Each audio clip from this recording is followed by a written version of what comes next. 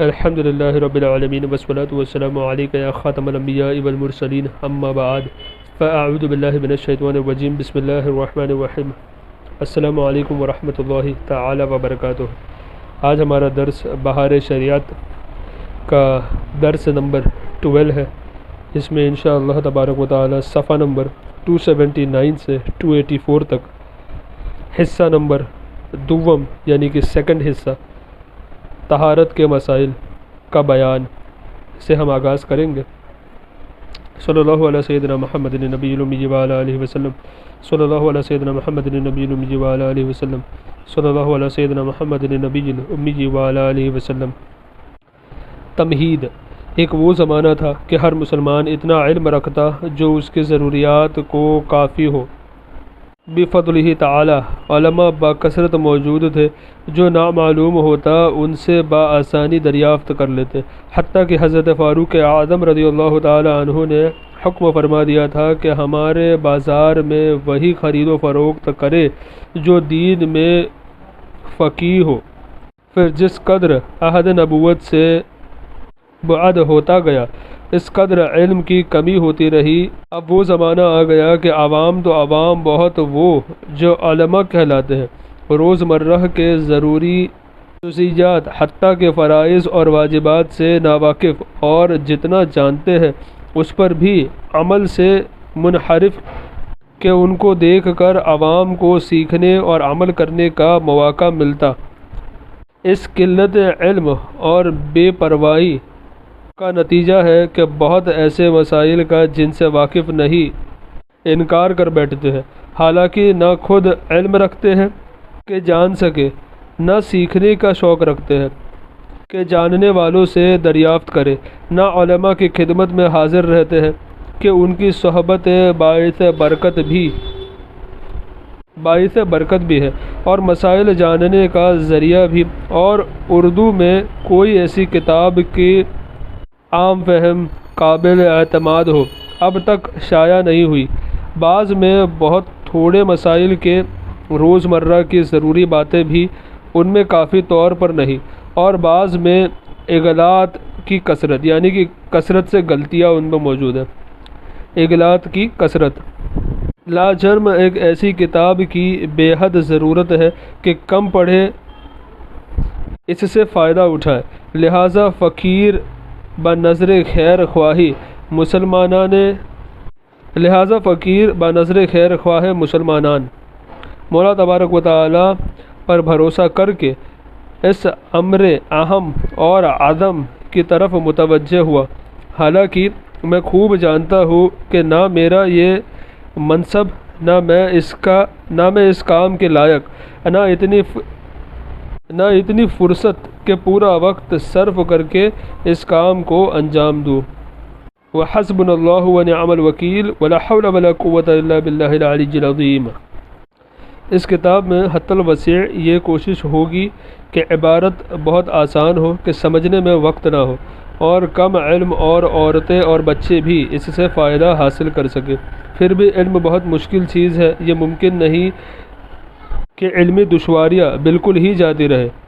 ضرور بہت مواقع ایسے بھی رہیں گے کہ اہل علم سے سمجھنے کی حاجت ہوگی، کم از کم اتنا نفع ضرور ہوگا کہ اس کا بیان انہیں متنبہ کرے گا اور نہ سمجھنا سمجھ والوں کی طرف رجوع کی توجہ دلائے گا، یعنی جو چیز سمجھ میں نہیں آئے گی وہ ہم کو سمجھنے والوں کی طرف رجوع کرے گی۔ نمبر 2، اس کتاب میں مسائل کی دلیلیں نہ لکھی جائے گی کہ اول تو دلیلوں کا سمجھنا ہر شخص کا کام نہیں، دوسرے دلیلوں کی وجہ سے اکثر ایسی الجھن پڑ جاتی ہے کہ نفس مسائل سمجھنا دشوار ہو جاتا ہے، لہذا ہر مسئلے میں خالص منقح حکم بیان کر دیا جائے گا۔ اور اگر کسی صاحب کو دلائل کا شوق ہو تو فتاوی رضویہ شریف کا مطالعہ کرے کہ اس میں ہر مسائل کی ایسی تحقیق کی گئی ہے جس کی نظیر آج دنیا میں موجود نہیں، اور اس میں ہزارہا ایسے مسائل ملیں گے جن سے علماء کے کان بھی آتنا نہیں۔ سبحان اللہ۔ نمبر 3، اس کتاب میں حتی الوسع اختلافات کا بیان نہ ہوگا کہ عوام کے سامنے جب دو مختلف باتیں پیش ہو تو ذہن متحجر ہوگا کہ عمل کس پر کرے۔ اور بہت سے خواہش کے بندے ہیں، ایسے بھی ہوتے ہیں کہ جس میں اپنا فائدہ دیکھتے ہیں اسے اختیار کر لیتے ہیں، یہ سمجھ کر نہیں کہ یہی حق ہے، بلکہ یہ خیال کر کے کہ اس میں اپنا مطلب حاصل ہوتا ہے۔ پھر جب کبھی دوسرے میں اپنا فائدہ دیکھے تو اسے اختیار کر لیتے ہیں، اور یہ ناجائز ہے کہ اتباع شریعت نہیں بلکہ اتباع نفس ہے۔ لہٰذا ہر مسائل میں مفتہ بہ صحیح اصح راجح قول بیان کیا جائے گا کہ بلا دقت ہر شخص عمل کر سکے۔ اللہ تبارک و تعالیٰ توفیق دے اور مسلمانوں کو اس سے فائدہ پہنچائے اور اس بے بضاعت کی کوشش کو قبول فرمائے۔ وما توفیقی الا باللہ علیہ توکلت والیہ انیب وصلی اللہ تعالی علی حبیبہ المختار۔ اللہ تبارک و تعالیٰ ارشاد فرماتا ہے، جن اور آدمی میں نے اس لیے پیدا کیے کہ وہ میری عبادت کرے۔ ہر تھوڑی سی عقل والا بھی جانتا ہے کہ جو چیز جس کام کے لیے بنائی جائے اگر اس کام میں نہ آئے تو بیکار ہے۔ جو انسان اپنے خالق اور مالک کو نہ پہچانے، اس کی بندگی اور عبادت نہ کرے، وہ نام کا آدمی ہے، حقیقتاً آدمی نہیں بلکہ ایک بیکار چیز ہے۔ تو معلوم ہوا کہ عبادت ہی سے آدمی ہے، اور اسی سے فلاح دنیا یعنی کامیابی دنیا کی، فلاح دنیا اور نجات اخروی ہے۔ اخروی کہتے ہیں آخرت کو، نجات اخروی ہے۔ لہٰذا ہر انسان کے لیے عبادت کے اقسام اور ارکان، شرائط و احکام کا جاننا ضروری ہے کہ بے علم عمل ناممکن ہے، یعنی عمل کا بھی علم ہونا ضروری ہے، بے علم عمل ناممکن ہے۔ اسی وجہ سے علم سیکھنا فرض ہے۔ عبادت کی اصل ایمان ہے، بغیر ایمان عبادت بیکار کہ جڑ ہی نہ رہی تو نتائج کہاں سے مرتب ہوگے، نتائج کہاں سے مترتب ہو۔ درخت اسی وقت پھل لاتا ہے کہ اس کی جڑ قائم ہو، جڑ جدا ہونے کے بعد آگ کی خوراک ہو جاتا ہے۔ اسی طرح کافر لاکھ عبادت کرے، اس کا سارا کیا دھرا برباد اور وہ جہنم کا ایندھن۔ قال اللہ تعالی، یعنی اللہ تعالیٰ نے فرمایا، کافروں نے جو کچھ کیا ہم اس کے ساتھ یوں پیش آئے کہ اسے بکھرے ہوئے ذرے کی طرح کر دیا۔ جب آدمی مسلمان ہو لیا تو اس کے ذمے دو قسم کی عبادتیں فرض ہوئی، ایک وہ کہ جو جوارح سے متعلق ہے یعنی جو بدن سے، اعمال بدن، دوسری جس کا تعلق قلب سے ہے۔ قسم دوم کے احکام اور اصناف علم سلوک میں بیان ہوتے ہیں، اور قسم اول سے فقہ بحث کرتا ہے، اور میں اس کتاب میں بالفعل قسم اول ہی کو بیان کرنا چاہتا ہوں۔ پھر جس عبادت کو جوارح یعنی ظاہری بدن سے تعلق ہے، دو قسم ہے، یا وہ معاملہ کہ بندے اور خاص اس کے رب کے درمیان ہے، بندوں کے باہمی کسی کام کا بناؤ بگاڑ نہیں، عام ازی کہ ہر شخص اس کے ادا میں مستقل ہو، جیسے نماز پنجگانہ اور روزہ کہ ہر ایک بلا شرکت غیر انہیں ادا کر سکتا ہے، خواہ دوسروں کی شرکت کی ضرورت ہو، جیسے نماز جماعت اور جمعہ اور عیدین میں کہ بے جماعت ناممکن ہے، مگر اس سے سب کا مقصود محض عبادت معبود ہے، نہ کہ آپس کے کسی کام کا بنانا۔ دوسری قسم وہ کہ بندوں کے باہمی تعلقات ہی کی اصلاح اس میں مد نظر ہے، جیسے نکاح یا خرید و فروخت وغیرہ ہما۔ پہلی قسم کو عبادت، دوسری کو معاملات کہتے ہیں۔ پہلی قسم میں اگرچہ کوئی دنیاوی نفع بظاہر مترتب نہ ہو اور معاملات میں ضرور دنیاوی فائدہ ظاہر موجود ہو، بلکہ یہی پہلو غالب ہے، مگر عبادت دونوں ہے کہ معاملات بھی اگر خدا اور رسول جل وعلا و صلی اللہ علیہ وسلم کے حکم کے موافق کیے جائے تو استحقاق ثواب ہے، ورنہ گناہ اور سبب عذاب۔ قسم اول یعنی عبادت چار ہے، نماز، روزہ، حج، زکوٰۃ۔ ان سب میں اہم اور اعظم نماز ہے، اور یہ عبادت اللہ تبارک و تعالیٰ کو بہت محبوب ہے، لہٰذا ہم کو چاہیے کہ سب سے پہلے اس کو بیان کرے، مگر نماز پڑھنے سے پہلے نمازی کا طاہر یعنی پاک، نمازی کا طاہر اور پاک ہو لینا ضرور ہے۔ کہ طہارت نماز کی کنجی ہے، لہٰذا پہلے طہارت کے مسائل بیان کیے جائیں گے، اس کے بعد نماز کے مسائل بیان ہوں گے۔ کتاب الطہارت۔ نماز کے لیے طہارت ایسی ضروری چیز ہے کہ بے اس کے نماز ہوتی ہی نہیں، بلکہ جان بوجھ کر بے طہارت نماز ادا کرنے کو علماء کفر لکھتے ہیں، اور کیوں نہ ہو کہ اس بے وضو یا بے غسل نماز پڑھنے والے نے عبادت کی بے ادبی اور توہین کی۔ جان بوجھ کر کے جو کر رہا ہے وہ تو توہین ہی کر رہا ہے نا۔ نبی صلی اللہ تعالیٰ علیہ وآلہ وسلم فرماتے ہیں کہ جنت کی کنجی نماز ہے اور نماز کی کنجی طہارت۔ اس حدیث کو امام احمد نے جابر رضی اللہ تعالیٰ عنہ سے روایت کیا۔ ایک روز نبی صلی اللہ تعالیٰ علیہ وآلہ وسلم صبح کی نماز میں سورہ روم پڑھتے تھے اور متشابہ لگا۔ بعد نماز ارشاد فرمایا کیا حال ہے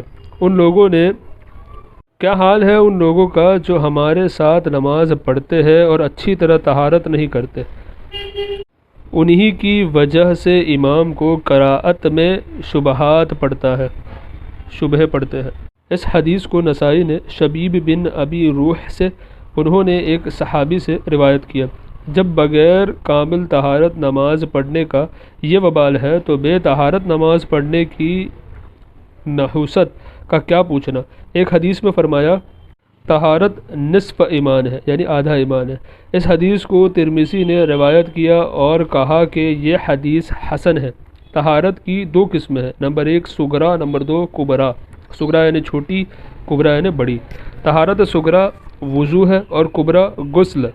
جن چیزوں سے صرف وضو لازم ہوتا ہے ان کو حدث اصغر کہتے ہیں، یعنی چھوٹی طہارت جو چیز لازم کرتی ہے اس کو کہتے ہیں حدث اصغر، کیونکہ صغرا ہے طہارت صغرا تو اس کو جو لازم کرے گا حدث وہ بھی اصغر ہوگا، چھوٹا، حدث اصغر۔ طہارت صغرا وضو ہے اور کبرا غسل۔ جن چیزوں سے صرف وضو لازم ہوتا ہے ان کو حدث اصغر کہتے ہیں، اور جن سے غسل فرض ہو ان کو حدث اکبر۔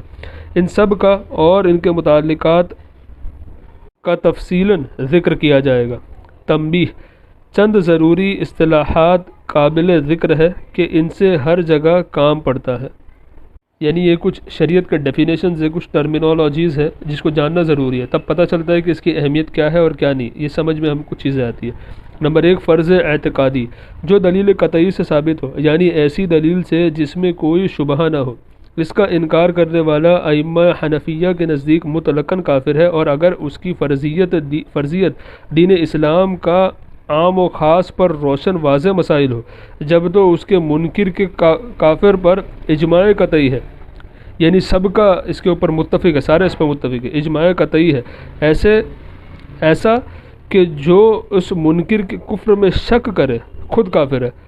اور بہرحال جو کسی فرض اعتقادی کو بلا عذر صحیح شرعی قصداً ایک بار بھی چھوڑے، فاسق ہے، مرتکب کبیرہ اور مستحق عذاب نار ہے۔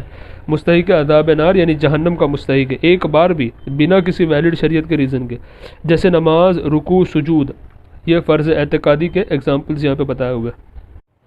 سیکنڈ فرض عملی، وہ جس کا ثبوت تو ایسا قطعی نہ ہو مگر نظر مجتہد میں بحکم دلائل شرعیہ جزم ہے کہ بے اس کے کیے آدمی بری الذمہ نہ ہوگا، یہاں تک کہ اگر وہ کسی عبادت کے اندر فرض ہے تو وہ عبادت بے اس کے باطل اور کل عدم ہوگی۔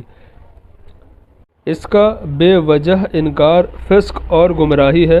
ہاں اگر کوئی شخص کے دلائل شرعیہ میں نظر کا اہل ہے، یعنی وہ خود مجتہد ہے، نظر کا اہل ہے، دلیل شرعی سے اس کا انکار کرے تو کر سکتا ہے، جیسے ائمہ مجتہدین کے اختلافات کہ ایک امام کسی چیز کو فرض کہتے ہیں اور دوسرے نہیں۔ مثلا حنفیہ کے نزدیک چوتھائی سر کا مسح وضو میں فرض ہے، اور شافعیہ کے نزدیک ایک بال کا، اور مالکی کے نزدیک پورے سر کا۔ حنفیہ کے نزدیک وضو میں بسم اللہ کہنا اور نیت سنت ہے، اور حنبلیہ اور شافعیہ کے نزدیک فرض، اور ان کے سوا اور بہت مثالیں ہیں، اور ان کے سوا اور بھی بہت سی مثالیں ہیں۔ یعنی یہ کچھ ایگزامپلس تھے، یہ مجتہد کے درمیان، ائمہ مجتہدین کے درمیان۔ اس فرض عملی میں ہر شخص اس کی پیروی کرے جس کا مقلد ہے، اپنے امام کے خلاف بلا ضرورت شرعی دوسرے کی پیروی جائز نہیں۔ یعنی کچھ لوگ ہوتے ہیں نا جو کہتے ہیں کہ چاروں امام حق پر ہے، تو ہے حنفی، وہ ہے امام اعظم ابو حنیفہ کا مقلد، لیکن وہ کیا کرے گا، جہاں اس کو آسانی امام شافعی کے مسلک میں نظر آئے گی کسی مسئلے میں تو وہاں سے لے لے گا، کسی مسئلے میں امام مالک سے نظر آئے گی تو امام مالک سے لے لے گا۔ تو یہ جو ہے طریقہ کار درست نہیں، یہ طریقہ جائز نہیں، کیونکہ اپنی نفس کی حساب سے، اپنی سہولیت کے حساب سے بس جو ہے ایڈجسٹمنٹ کرنا یہ جائز نہیں۔ واجب اعتقادی، وہ کہ دلیل ظنی سے اس کی ضرورت ثابت ہو۔ فرض عملی اور واجب عملی اس کی دو قسمیں ہیں اور وہ انہی دو میں منحصر۔ واجب عملی وہ واجب اعتقادی کہ بے اس کے کیے بھی، یعنی بنا اس کے کیے بھی بری الذمہ ہونے کا احتمال ہو، مگر غالب ظن اس کی ضرورت پر ہے، اور اگر کسی عبادت میں اس کا بجا لانا درکار ہو تو عبادت بے اس کے ناقص رہے گی مگر ادا ہو جائے گی، یعنی عبادت ہو جائے گی بٹ انکمپلیٹ رہے گی، پارشل ہوگی وہ۔ مجتہد دلیل شرعی سے واجب کا انکار کر سکتا ہے، اور کسی واجب کا ایک بار بھی قصداً چھوڑنا گناہ صغیرہ ہے اور چند بار ترک کرنا کبیرہ۔ سنت موقدہ، اب سنت موقدہ کیا ہے؟ وہ جس کو حضور اقدس صلی اللہ تعالیٰ علیہ وآلہ وسلم نے ہمیشہ کیا ہو، البتہ بیان جواز کے واسطے کبھی ترک بھی فرمایا ہو، یعنی بس یہ بتانے کے لیے کہ یہ جائز ہے کچھ ویلڈ سینیریوز میں، ہے نا، البتہ بیان جواز کے واسطے کبھی ترک بھی فرمایا ہو، یا وہ کہ اس کے کرنے کی تاکید فرمائی ہو مگر جانب ترک بالکل مسدود نہ فرما دیا ہو۔ اس کو ترک کرنا اطاعت اور اس کو ادا کرنا ثواب، اور نادراً ترک پر عتاب، یعنی اس کو بس کرتے رہنا، عتاب یعنی اس کو چلانا، سمجھانا، ڈانٹنا، اس طریقے کی چیزیں، اور اس کی عادت پر استحقاق عذاب۔ سنت غیر مؤکدہ وہ کہ نظر شرعی میں ایسے مطلوب ہو کہ اس کے ترک کو ناپسند رکھا مگر نہ اس حد تک کہ اس پر وعید عذاب فرمائی۔ عام ازی کے حضور سید عالم صلی اللہ تعالیٰ علیہ وآلہ وسلم نے اس پر مداومت فرمائی یا نہیں، اس کا کرنا ثواب اور نہ کرنا اگرچہ عادتاً ہو موجب عتاب نہیں، یعنی کوئی جان بوجھ کر کے بار بار بھی ہر بار چھوڑ رہا ہے سنت غیر مؤکدہ تو اس پر کوئی عتاب نہیں ہے، یعنی اس پر کوئی مواخذہ نہیں ہوگا، اس کو ڈانٹنا دھمکانا جو ہے یہ ساری چیزیں نہیں کریں گے، لیکن سنت مؤکدہ میں اگر نادراً وہ ترک کرتا رہے تو اس پر عتاب ہوگا۔ مستحب وہ کہ نظر شرعی میں پسند ہو مگر ترک پر کچھ ناپسندی نہ ہو، خواہ خود حضور اقدس صلی اللہ تعالیٰ علیہ وسلم نے اسے کیا یا اس کی ترغیب دی یا علماء کرام نے اسے پسند فرمایا، اگرچہ احادیث میں اس کا ذکر نہ آیا ہو۔ اس کا کرنا ثواب اور نہ کرنے پر مطلقاً کچھ نہیں، یعنی کرو گے تو ثواب، نہ کرو گے تو کوئی گناہ نہیں، کوئی ناپسندیدگی نہیں، کچھ بھی نہیں۔ مباح وہ جس کا کرنا اور نہ کرنا یکساں ہو، یعنی کرو گے تو بھی کوئی فائدہ نہیں، نہ کرو گے تو بھی کوئی فائدہ نہیں۔ حرام قطعی، ابھی یہ جو ہم نے چیزیں دیکھی نا ابھی تک، مباح سے پہلے جو ہم نے چیزیں دیکھی 5 چیزیں، اسے کہتے ہیں مامورات، اور مباح یہ ایک الگ کیٹیگری ہوگی۔ اس کے بعد اب لاسٹ یہ تیسری کیٹیگری ہے منہیات، یعنی جو چیزیں منع ہیں منہیات، اس میں سب سے ایک نمبر 1 پہ ہے حرام قطعی، یہ فرض کا مقابل ہے، اس کا ایک بار بھی قصداً کرنا، جان بوجھ کر کے کرنا گناہ کبیرہ اور فسق ہے، اور بچنا اس سے فرض اور ثواب، یعنی حرام قطعی سے بچنا فرض ہے اور ثواب کا کام ہے۔ مکروہ تحریمی یہ واجب کے مقابل ہے، اس کے کرنے سے عبادت ناقص ہو جاتی ہے اور کرنے والا گناہ گار ہوتا ہے، اگرچہ اس کا گناہ حرام سے کم ہے، اور چند بار اس کا ارتکاب کرنا، یعنی اس کو کنٹینیوٹی میں اس کو اختیار کرنا، نادراً یعنی کچھ ٹائمز اس کو ریپیٹ کرتے رہنا، اس کا ارتکاب کرنا کبیرہ گناہ ہے۔ نمبر 3 اساءت، جس کا کرنا برا ہو اور نادراً کرنے والا مستحق عتاب اور التزامی فعل پر استحقاق عذاب، یہ سنت مؤکدہ کے مقابل ہے۔ مکروہ تنزیہی، جس کا کرنا شریعت کو پسند نہیں مگر نہ اس حد تک کہ اس پر وعید عذاب فرمائے۔ یہ سنت غیر مؤکدہ کے مقابل ہے، یعنی سنت غیر مؤکدہ میں ناپسندیدہ ہے لیکن عذاب نہیں ہوگا، اسی طریقے سے مکروہ تنزیہی کرنے پر ناپسندیدہ ہے لیکن عذاب نہیں ہوگا۔ خلاف اولا وہ کہ نہ کرنا بہتر تھا، کیا تو کچھ مذائقہ اور عتاب نہیں، یہ مستحب کے مقابل ہے۔ ان کے بیان میں عبارتیں مختلف ملے گی مگر یہی، یعنی ڈیفرنٹ اس میں آپ کو عبارتیں ملے گی مگر یہی عطر تحقیق ہے۔ عطر تحقیق یعنی یہ تمام ان تحقیق کا نچوڑ ہے جو یہاں پہ بیان ہوا۔ تو سبحان اللہ، ہم لوگوں کا یہ پارٹ بھی آج مکمل ہو گیا بہار شریعت۔ اللہ تبارک و تعالیٰ سے دعا ہے کہ ہمیں اسے اپنے حفظ میں